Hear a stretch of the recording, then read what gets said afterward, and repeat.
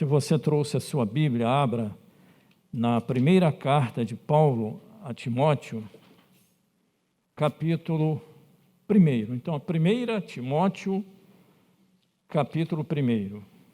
1 Timóteo, capítulo 1, versículo 1. Diz aqui o texto: Paulo, apóstolo de Cristo Jesus, pelo mandato de Deus, nosso Salvador, e de Cristo Jesus, nossa esperança, a Timóteo, verdadeiro filho na fé, graça, misericórdia e paz da parte de Deus Pai e de Cristo Jesus, nosso Senhor. Verso 3. Quando eu estava de viagem rumo da Macedônia, te roguei permanecesses ainda em Éfeso, para admoestares a certas pessoas, a fim de que não ensinem outra doutrina, nem se ocupem com fábulas e genealogias sem fim, que antes promovem discussões do que o serviço de Deus na fé. Ora, o intuito da presente admoestação visa ao amor que procede de coração puro e de consciência boa e de fé sem hipocrisia. Desviando-se algumas pessoas destas coisas, perderam-se em loquacidade frívola, pretendendo passar por mestres da lei, não compreendendo, todavia, nem o que dizem, nem os assuntos sobre os quais fazem ousadas asseverações, ou seja, ousadas afirmações. Sabemos, porém, que a lei é boa, se alguém dela se utiliza de modo legítimo, tendo em vista que não se promulga a lei para quem é justo, mas para transgressores e rebeldes, irreverentes e pecadores, ímpios e profanos, parricidas e matricidas, homicidas, impuros, sodomitas, raptores de homens, mentirosos, perjuros e para tudo quanto se opõe à sã doutrina, segundo o evangelho da glória de Deus, do Deus bendito, do qual fui encarregado, diz o apóstolo Paulo. Verso 12, ele diz: sou grato para com aquele que me fortaleceu, Cristo Jesus, nosso Senhor, que me considerou fiel, designando-me para o ministério, a mim, que noutro tempo era blasfemo e perseguidor e insolente, mas eu obtive misericórdia, pois o fiz na ignorância, na incredulidade. Transbordou, porém, a graça de nosso Senhor com a fé e o amor que há em Cristo Jesus. E ele, no verso 15, diz: fiel é a palavra e digna de toda aceitação, que Cristo Jesus veio ao mundo para salvar os pecadores, dos quais eu sou o principal. Mas, por esta mesma razão, me foi concedida misericórdia, para que em mim, o principal, evidenciasse Jesus Cristo a sua completa longanimidade e servisse eu de modelo a quantos hão de crer nele para a vida eterna. Assim, ao Rei eterno, imortal, invisível, Deus único, honra e glória pelos séculos dos séculos. Amém. Este é o dever de que te encarrego, diz Paulo, ó filho Timóteo, segundo as profecias de que antecipadamente foste objeto.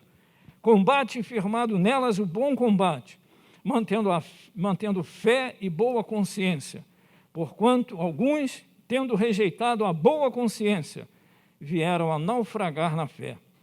E dentre esses se contam Himeneu e Alexandre, os quais entreguei a Satanás para que sejam castigados a fim de não mais blasfemarem. Amém. Você diga assim, amém. Amém. Diga assim, glórias a Jesus. Glórias. Aleluia. Então, nós estamos diante deste texto, glórias ao Senhor Jesus, que nós conseguimos ler estes 20 versículos, e é uma boa leitura. E quando nós olhamos para esta carta de Paulo a Timóteo, primeira coisa que nós precisamos saber é que é uma carta escrita a alguém que era o seu discípulo, era alguém que era o seu aprendiz, era alguém que era o seu filho na fé, era alguém que estava sendo ensinado para o ministério, para o exercício do ministério pastoral. Daí a dizer-se que esta carta, ou epístola, é uma epístola pastoral.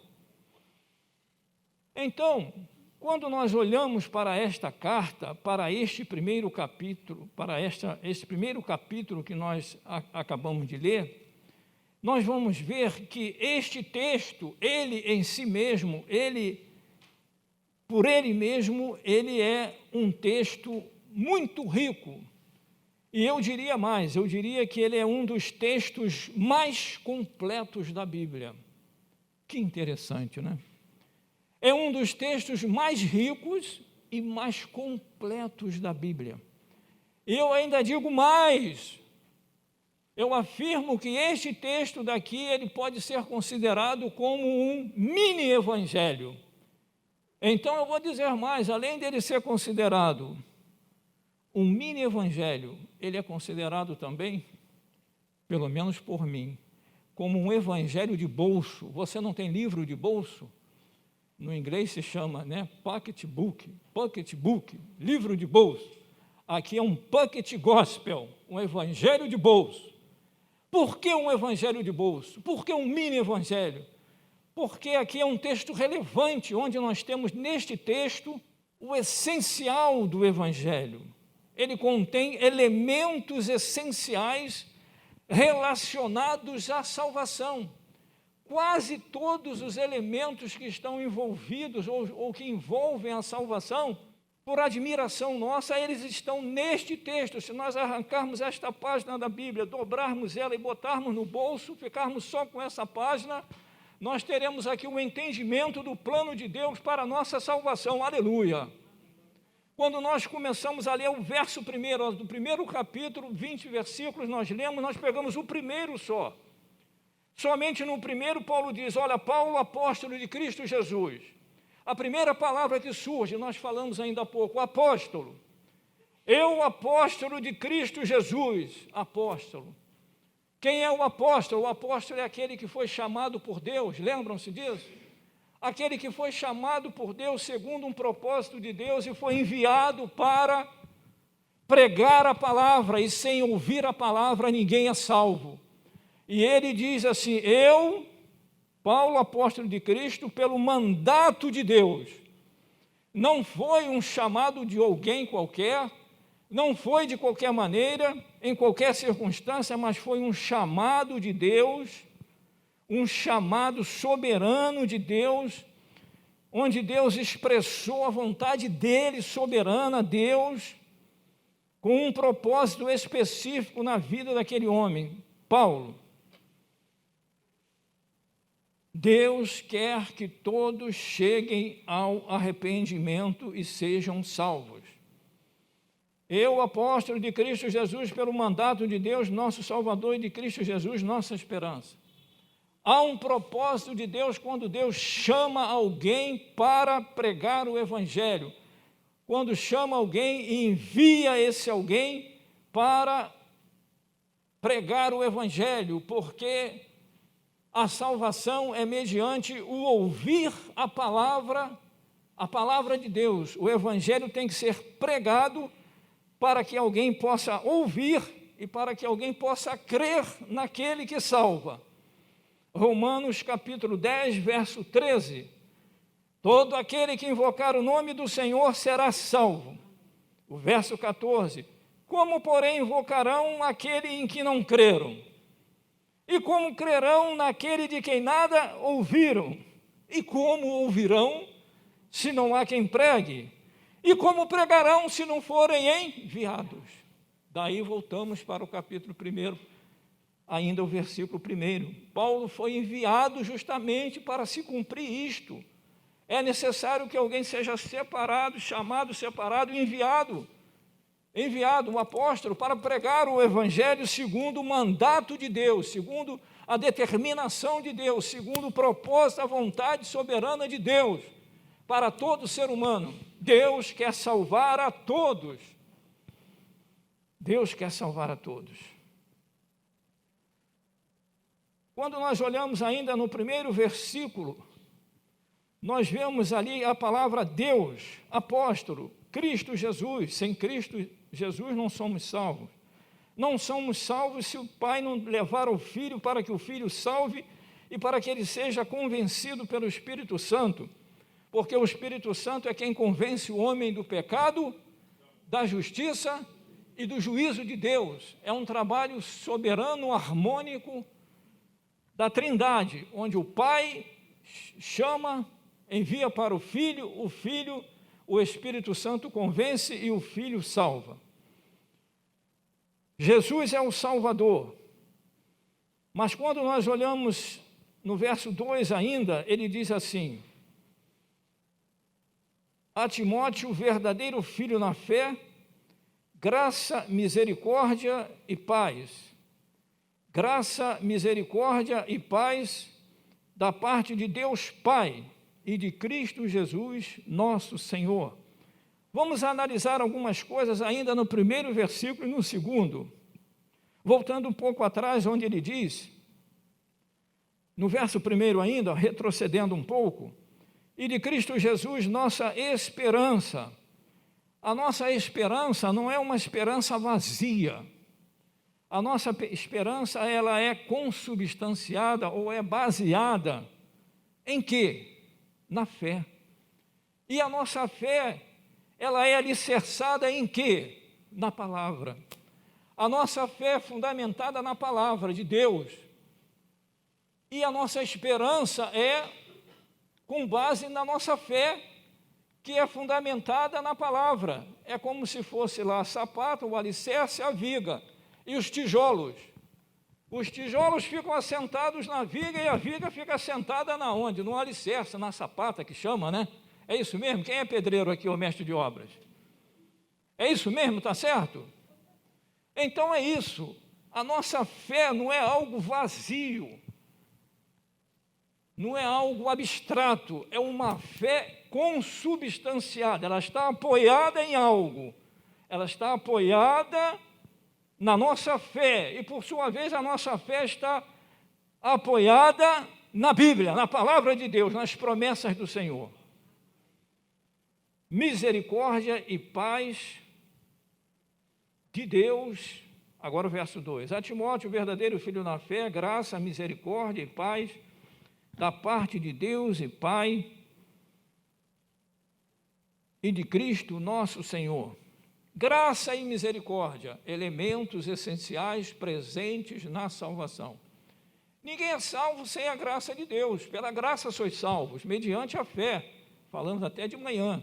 Isso não vem de nós, vem de Deus, é dom de Deus, não por obras, mas pela fé.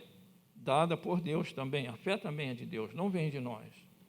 E a misericórdia de Deus, que é a compaixão de Deus a nosso respeito por causa das nossas misérias, por causa da condição do ser humano degradado no seu pecado. Quando ele fala aqui, graça e misericórdia da parte de Deus, ele fala graça, misericórdia e paz. Falamos aqui também, ninguém é salvo se não estiver em paz com Deus. Lembram de manhã? Quem estava aqui de manhã? Ninguém é salvo se ele não for reconciliado com Deus, se essa paz não for restabelecida com Deus. Nós, perdidos, pecadores, agora fomos reconciliados. Houve uma reconciliação através de Cristo e a paz foi estabelecida. E ele diz assim, da parte de Deus Pai. Deus é Pai daqueles que são seus filhos. E nós temos falado aqui, há dois tipos de paternidade.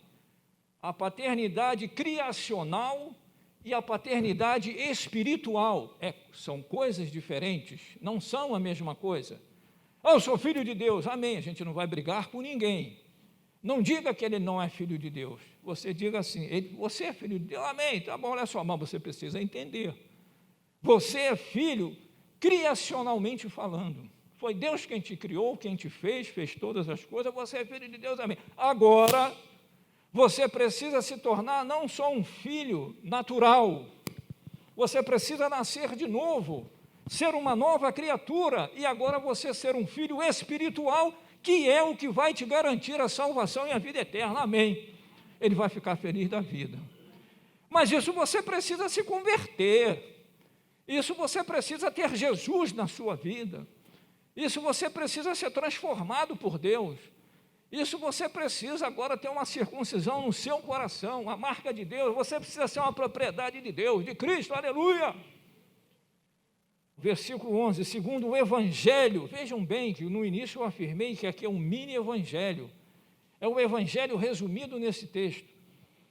O Evangelho, segundo o Evangelho da glória de Deus, do Deus bendito.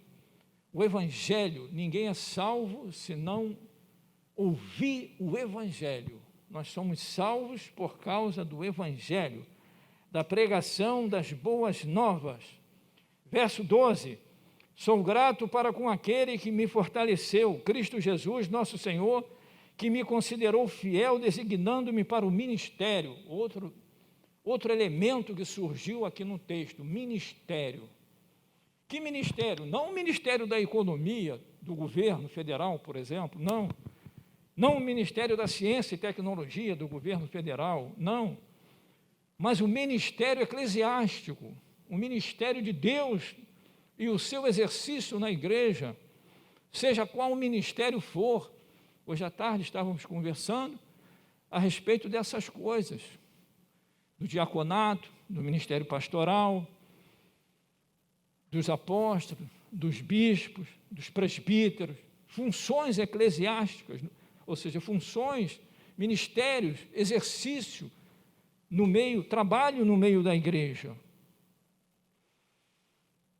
E nós fomos salvos porque alguém pregou para nós, ou um evangelista, ou um apóstolo, que nos dias de hoje é um missionário, ou um pastor, ou um servo, ou uma serva, alguém pregou, usou o evangelho, usou a palavra, desempenhou o seu ministério com eficácia, e a palavra de Deus nos alcançou e mudou o nosso coração, transformou a nossa vida.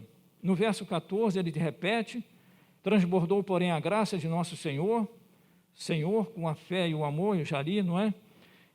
Versículo 15, fiel é a palavra e digna de toda aceitação, que Cristo Jesus veio ao mundo para salvar os pecadores, dos quais eu sou o principal. Pecadores, de novo, Paulo se intitulando como sendo o principal dos pecadores, e ele disse isso por uma série de razões, por a vida que ele levava, porque perseguia os cristãos, porque açoitava, maltratava, prendia os cristãos, perseguia a igreja de Cristo, e perseguir a igreja de Cristo é perseguir o próprio Senhor da igreja, o Senhor Jesus Cristo. Então ele se achava, ele julgava-se como sendo o principal dos pecadores. Versículo 15 que eu li, não é? Foi. Agora o 16. Mas por esta mesma razão me foi concedida a misericórdia novamente, para que em mim o principal evidenciasse Jesus Cristo a sua completa longanimidade, a palavra que surge agora, ou seja, a paciência extremada de Deus, a boa vontade de Deus em esperar, em ter paciência conosco, pecadores, e nos alcançar por causa do seu grande amor.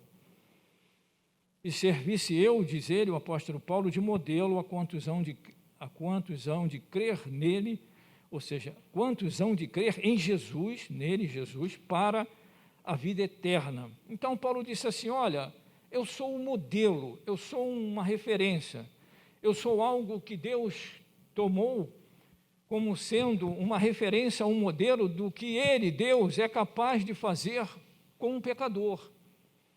Paulo disse assim, eu sou um modelo, eu fui tomado como um modelo, mostrando para todos, a capacidade de Deus, do amor ilimitado de Deus, da misericórdia de Deus e do poder transformador de Deus, de transformar alguém que era um homem blasfemo, falava blasfêmias contra Jesus e que fazia o que nós sabemos que ele fez, e ainda assim ele disse que Deus teve misericórdia dele e chamou ele para o ministério.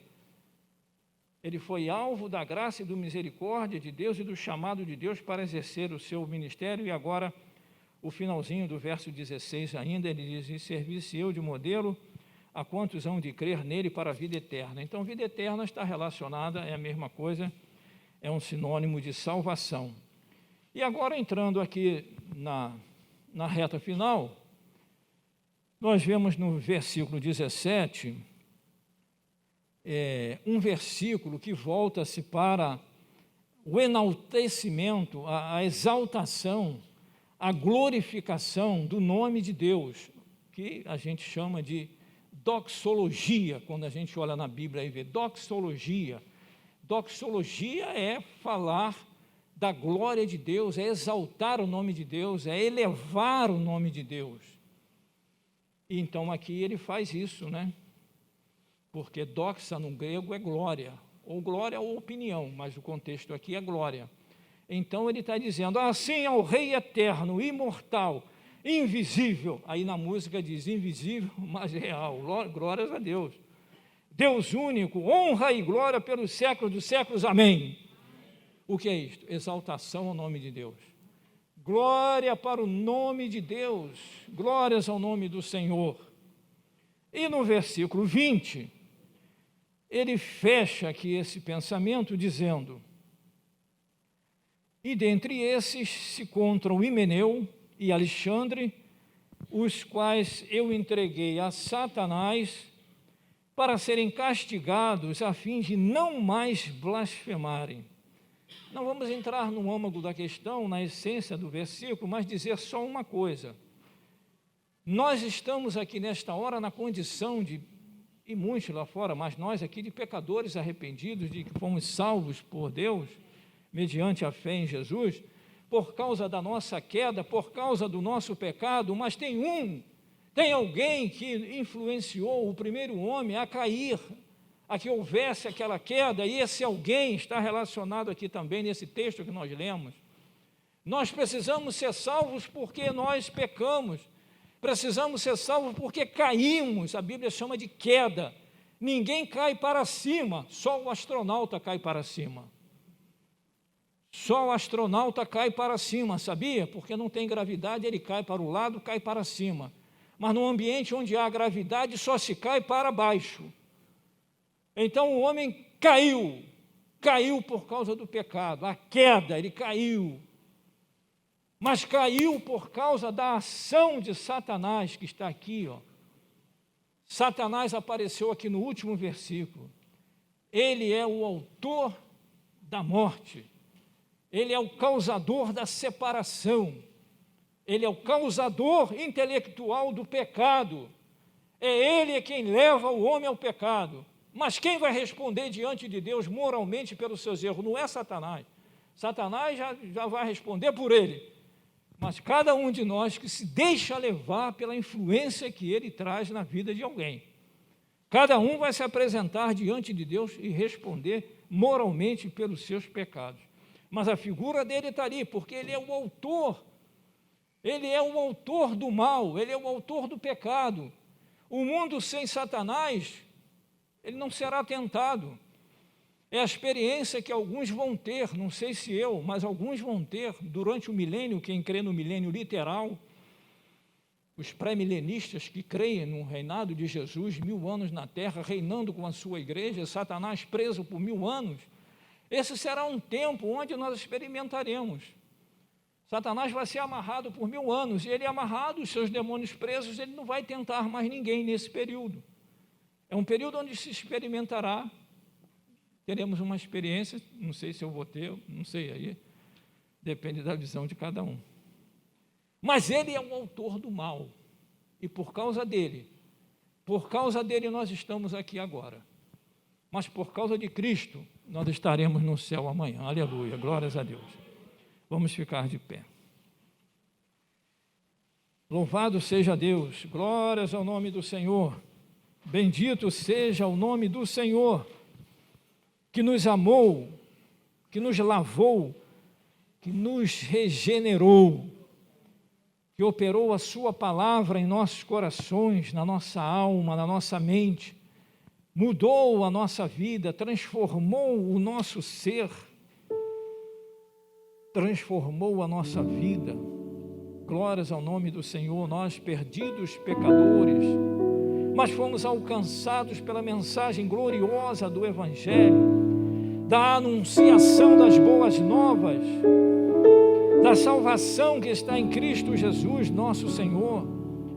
Deus nos amou de tal maneira, usou da sua graça e da sua misericórdia para com cada um de nós e nos tornou seus filhos, filhos amados, mudou as nossas vestiduras, lavou as nossas vestes no sangue do seu Filho Jesus Cristo, e hoje nós estamos com as nossas vestes mais alvas do que a neve, mais brancas do que a pura lã, e o Senhor nos reconciliou novamente com Ele através do seu Filho.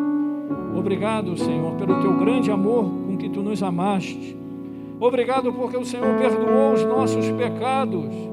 O Senhor apagou a nossa dívida. Apagou e pagou a nossa dívida.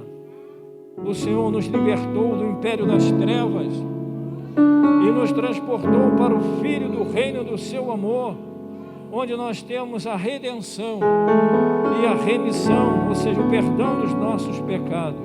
Muito obrigado pela tua longanimidade, pela tua paciência. Muito obrigado, Senhor, porque tu nos garantiste a vida eterna na tua presença para todo sempre. Amém. Graças a Deus. Nos abençoa, Pai. Agora, num leito de um hospital, talvez num CTI, acometido, Senhor, da Covid-19, sara as enfermidades, Senhor, as sequelas da Covid em irmãos, em amigos, em parentes, em conhecidos. Nos protege, nos livra de todo mal, guarda os nossos pés, coloca sobre nós a armadura do Senhor para a nossa proteção, que o sangue de Jesus esteja sobre as nossas cabeças, que os anjos do Senhor estejam ao nosso redor, nos protegendo, para que nós não tropecemos em pedra alguma, para que nada de mal nos aconteça, que o Senhor venha nos trazer o livramento e a proteção para cada um de nós. Abençoa as famílias da nossa igreja que não estão aqui neste momento, e as nossas famílias também que estamos aqui nesta hora. Nos dê uma semana debaixo da tua graça e debaixo da tua misericórdia. Nós bendizemos o teu nome e glorificamos o teu nome e exaltamos o teu santo nome e agradecemos por tudo, no nome do teu Filho amado, nosso Senhor e Salvador, Jesus Cristo, e que o amor do Senhor, que é o Deus Pai, a graça do teu Filho, nosso Senhor e Salvador, Jesus Cristo, e a comunhão e a consolação do teu Espírito Santo, sejam com cada um de nós, agora e para sempre. Amém. Deus nos abençoe, Deus nos abençoe, Deus nos abençoe. Vá em paz. Um abraço dos pastores.